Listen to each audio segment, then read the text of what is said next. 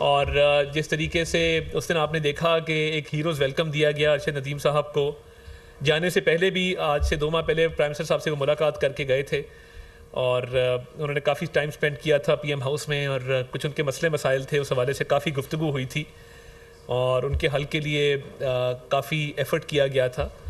तो अब जब वो आए हैं तो आपने देखा कि एयरपोर्ट पे गैर रिवायती अंदाज में वो वेलकम वाटर कैनन सलूट के थ्रू रनवे से ही शुरू हो गया और इसमें बड़ी मेहनत है अरशद नदीम साहब की, उनके वालदैन की, उनके कोच जनाब सलमान भट्ट साहब की।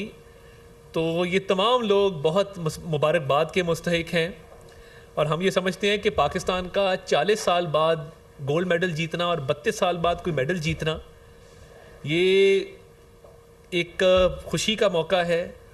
और जिस तरह आज वज़ीर-ए-आज़म साहब ने कहा कि ये खुशी दुबाला हो गई है 14 अगस्त के हवाले से, यौम आज़ादी के बिल्कुल करीब होने के हवाले से। आज वज़ीर आला पंजाब भी तशरीफ़ लेकर गईं और उन्होंने अरशद को घर जाके ऑनर किया मियाँ चन्नू में और एजाज़ात जो हैं वो भी वहाँ पे दिए गए। मैं समझता हूँ कि ये इनकरेजमेंट होती है हमारे हीरोज़ की और यही मोटिवेशन होती है कि एक कामयाबी के बाद गवर्नमेंट उनका कितना ख्याल करती है, कामयाबी से पहले कितना ख्याल करती है। तो मैं समझता हूँ हमारी खुशकिस्मती कि ये जिस तरीके से अरशद ने उस दिन कहा कि मैं वज़ीर-ए-आज़म का लगाया हुआ पौधा हूँ और उन्होंने यूथ फेस्टिवल का जिक्र किया, तो इस मुल्क में हमेशा कोशिश रही है हमारी, जिस तरह डिपार्टमेंटल स्पोर्ट्स का रिवाइवल था, क्योंकि जो स्पोर्ट्समैन होते हैं उनका ज़रिया माश स्पोर्ट्स के अलावा होता नहीं है। तो जो डिपार्टमेंटल स्पोर्ट्स शुरू की गई थी और वो नौकरियों का सिलसिला शुरू किया गया था, इसलिए था कि वो एक इज़्ज़तदार रोज़गार कमा सकें, उनकी स्पोर्ट्स एक्टिविटीज़ इफ़ेक्ट ना हों और उनका घर का ख़र्चा भी चलता रहे और वो ख़ुद कफ़ील भी हों। तो मैं समझता हूँ कि वो एक अच्छा कदम था जो पिछली गवर्नमेंट में डिपार्टमेंटल स्पोर्ट्स की रिवाइवल हुई। अरशद को इंशाअल्लाह ताला एक हीरोज़ वेलकम मिलेगा। अब से कुछ देर बाद वो पाकिस्तान एयरफोर्स के खसूसी तैयारे के ज़रिए वज़ीर-ए-आज़म की हिदायत पर मुल्तान एयरपोर्ट से टेक ऑफ करेंगे और 5 बजे इस्लामाबाद की नूर खान एयर बेस पे वो लैंड करेंगे। वज़रा की एक कमेटी उनको रिसीव करेगी और वहाँ पे उनको स्टेट प्रोटोकॉल के साथ लाया जाएगा इधर रेड जोन में, वो क़याम करेंगे यहाँ पे और उसके बाद वज़ीर-ए-आज़म हाउस में आज उनके ऑनर में स्टेट बैंक्वेट है जिसमें हमने कुछ फ़नकारों को भी दावत दी है, मिली नगमे होंगे और अरशद साहब को एक वार्म वेलकम जो है इस्लामाबाद में दिया जाएगा और उनके हमरा हमने इनवाइट किया है उनके वालदैन को भी, उनके कोच को भी। तो आज जब वो मुल्तान से खसूसी तैयारे के ज़रिए इस्लामाबाद पहुँचेंगे तो उनकी फ़ैमिली उनके साथ होगी, उनकी बेगम, उनके बच्चे उनके साथ होंगे, उनके वालदैन, उनके कोच उनके साथ होंगे और उनको वीवीआईपी स्टेट गेस्ट के तौर पे रिसीव किया जाएगा और एक अच्छा वेलकम दिया जाएगा और स्टेट प्रोटोकॉल दिया जाएगा। और हम समझते हैं कि ये बहुत हकीर कोशिश है जो हम कर सकते हैं एक इतने बड़े स्टार के लिए जिसने अपनी मेहनत के बलबूते पे पाकिस्तान का झंडा जब पेरिस में बुलंद किया तो आप देखें कि पाकिस्तान का तराना वहाँ पे बजा और 3 झंडे थे क्योंकि फर्स्ट, सेकंड, थर्ड प्राइज़ होता है। तो सब हिलाली परचम जो था सबसे ऊपर था क्योंकि अरशद की जैवलिन थ्रो सबसे आगे गई थी 92.97 पे। तो ये रिकॉर्ड टूटना ओलंपिक्स का और इस रिकॉर्ड का इंशाल्लाह ताला कायम रहना आगे फ्यूचर में, क्योंकि पिछला रिकॉर्ड इससे काफ़ी कम था। तो ये 92.97 बहुत बड़ी अचीवमेंट है और हम समझते हैं कि ये लाखों नौजवानों को पाकिस्तान में इससे हौसला मिलेगा, हिम्मत मिलेगी कि एथलेटिक्स की फील्ड में डिस्कस थ्रो है, शॉर्ट पट है, लॉन्ग जंप है, स्विमिंग है, ये सारी चीज़ें हम खुद करते रहे हैं कॉलेज में और रेसलिंग है, बाकी स्पोर्ट्स हैं।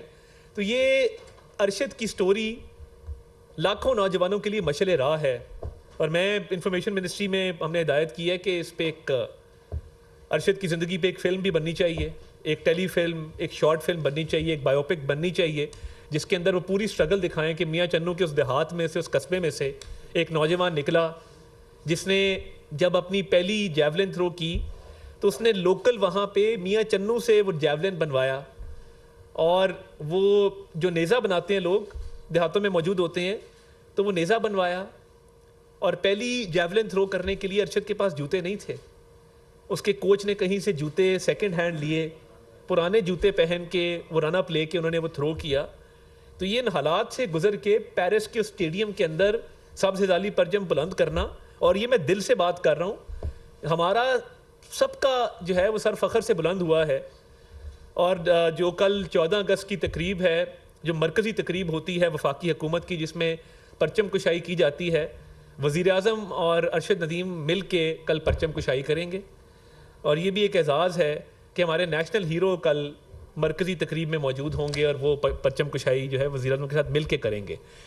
तो ये तमाम चीज़ें देखिए, एक खुशखबरी है, एक खुशी है पाकिस्तानी कौम को, और पूरी कौम ने इसको जिस तरह सेलिब्रेट किया है। देखिए, हम पाकिस्तानी बड़ी रिजिलियंट कौम है। दो चीज़ें हमारे में मुनफरिद हैं कि जब कोई मुश्किल आती है, कोई सैलाब, जलजला, कुदरती आफत आए, हम इकट्ठे हो जाते हैं।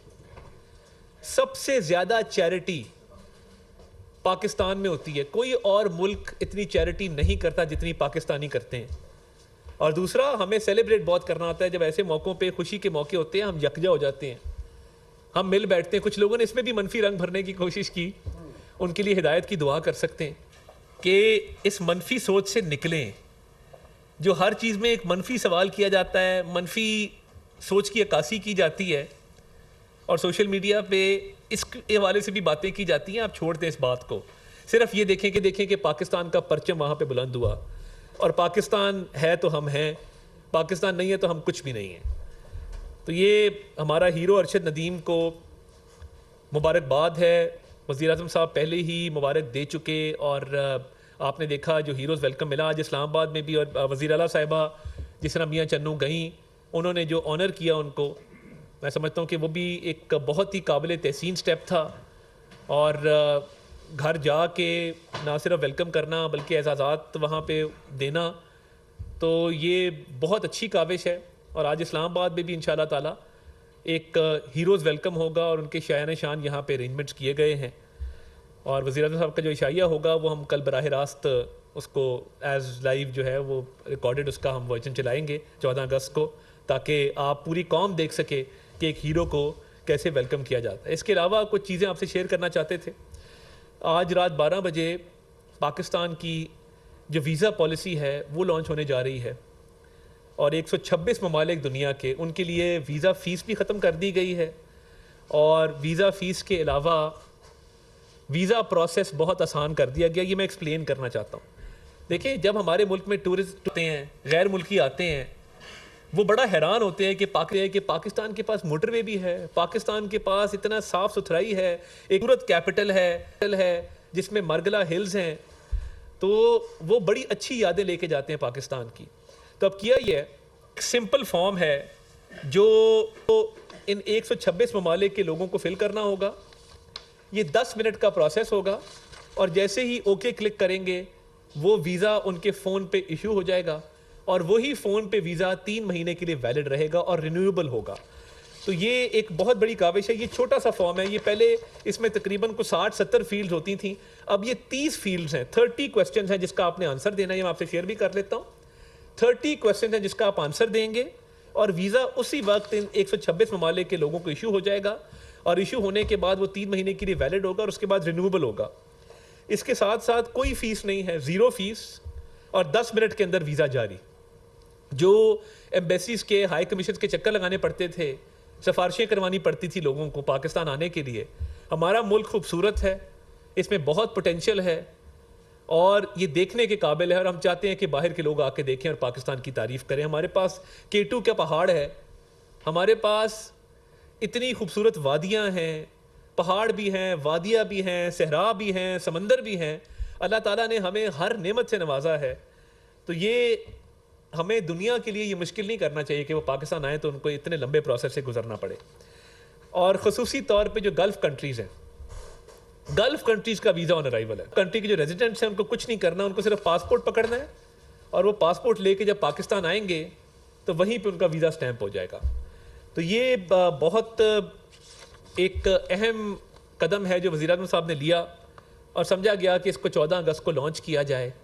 इसमें रिलीजियस टूरिज़म भी शामिल है। जो सिख यात्री आएंगे उनके लिए भी ये सहूलत जो है वो दी गई है, और टूरिज़म के लिए, बिज़नेस के लिए, Pakistan is now opening up to the world. हम अपने दरवाजे खोल रहे हैं दुनिया के लिए कि आएँ पाकिस्तान में इन्वेस्ट करें, पाकिस्तान की खूबसूरती देखें, और हम आपके लिए आसान बनाना चाहते हैं कि जब आप पाकिस्तान आएँ तो आपके लिए एक सिंप्लीफाइड वो प्रोसेस हो। हमने इसका बाकायदा एक ई वीज़ा पॉलिसी वज़ीर-ए-आज़म साहब ने इशू की, और उसके तहत ये सारे प्रोसेस जो मैंने आपको बयान किए हैं, ये सारे प्रोसेस जो हैं ये आज रात 12 बजे से इन पे ये नाफिज़ अमल होंगे, और ये बाकायदा तौर पे इन पर अमल दरामद जो है वो शुरू हो जाएगा। और तमाम जो 126 ममालिक हैं, जो हम समझते हैं कि एक बहुत बड़ी तादाद है इन मुल्कों की, तो ये उनके लिए ये काम आसान कर दिया गया है। ये लिस्ट भी आपसे इन ममालिक की हम शेयर कर लेते हैं, अभी ये डाल देंगे जी ग्रुप में, ये दोनों चीज़ें डाल दें। तो ये एक मैं समझता हूँ वज़ीर-ए-आज़म साहब का अपना इनिशिएटिव था, और उन्होंने बैठ के काबीना में ये फ़ैसला किया कि हमने इसको करना है। इसके साथ साथ हम एक यौम आज़ादी की तरफ आते हैं। पूरे मुल्क में यौम आज़ादी बनाया जा रहा है। मेरी अभी सिंध में बात हुई, गवर्नर सिंध एक बहुत बड़ा कल शो कर रहे हैं, गवर्नर KPK कल मेरी बात हुई, वो कर रहे हैं, लाहौर में वज़ीर आला साहिबा कर रही हैं, बलूचिस्तान में वज़ीर आला साहब कर रहे हैं, और बहुत बड़े बड़े इवेंट्स, म्यूज़िकल इवनिंग्स होने जा रही हैं, सेलिब्रेशन होने जा रही है। तो वज़ीर-ए-आज़म साहब की हिदायत पर हमने इस्लामाबाद F9 पार्क में भी एक बहुत बड़े इवेंट का एहतमाम किया। आज रात कॉन्सर्ट भी है, आतिशबाजी भी की जाएगी, मगर कल हम एक मुनफरिद काम करने जा रहे हैं। वज़ीर-ए-आज़म साहब की हिदायत पर वज़ारत इत्तलात व नशरियात ने पाकिस्तान का पहला ड्रोन शो जो है वो हम करने जा रहे हैं। 500 ड्रोन आपको F9 आसमान पे नज़र आएगा, जिससे कायद-ए-आज़म स्टोरी ऑफ पाकिस्तान, पाकिस्तान का परचम बनाया जाएगा। मैं तमाम मीडिया को भी इन्वाइट करता हूँ, और ये बिल्कुल नॉन पॉलिटिकल फंक्शन है। मुझ समेत किसी सियासतदान की आपको वहाँ तस्वीर नज़र नहीं आएगी। हमने उसको बिल्कुल एक पब्लिक इवेंट रखा है, पॉलिटिक्स फ्री रखा है, सिर्फ पाकिस्तान का परचम होगा। किसी वज़ीर की, वज़ीर-ए-आज़म की, किसी पॉलिटिकल लीडर का हमने वहाँ पे कहा है कि वो सिर्फ पाकिस्तान का परचम उससे नज़र आए। और ये ड्रोन शो ये पाकिस्तान की हिस्ट्री में पहली दफ़ा होने जा रहा है। ये 500 ड्रोन पाकिस्तान पहुँच चुके हैं, और ये इंशाल्लाह ताला आपको कल रात F9 पार्क में नज़र आएंगे। और हमने फैमिलीज़ के लिए वहाँ फेस्टिविटी का एहतमाम किया है, म्यूज़िकल शो है, बाकी बहुत सारी एक्टिविटीज़ हैं